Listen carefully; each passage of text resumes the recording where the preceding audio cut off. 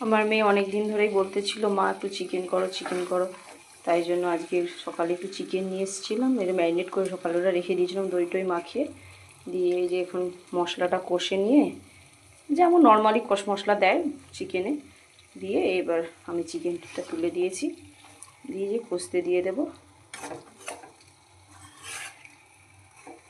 ও খুব চিকেন খেতে ভালোবাসে, কিছু চা হোক না হোক মোটামুটি চিকেনটা চাই ওর। কেমন মোটামুটি দেখা যাক সে কী হয়। প্রায় 10-15 মিনিট এরকম গ্যাসকে একদম কমিয়ে দিয়ে লো ফ্লেমে কষছি। অনেকটাই কষে এসে তেল ছেড়ে ছেড়ে আসছে।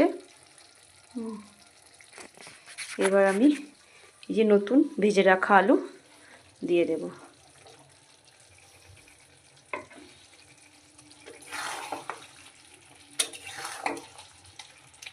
কালারটা খুব সুন্দর এসেছে। আমি কষা কষাই করব।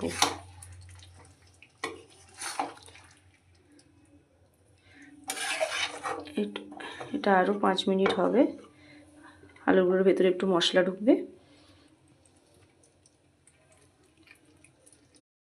চিকেন দিয়ে কষা দিয়ে তেল ছেড়ে গেছে, এবার একটু নাড়িয়ে দেব।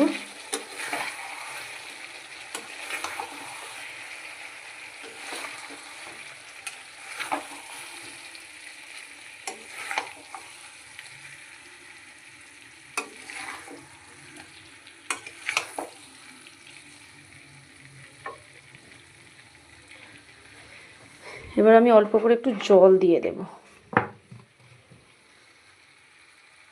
হালকা গ্রেভি গ্রেভি হবে।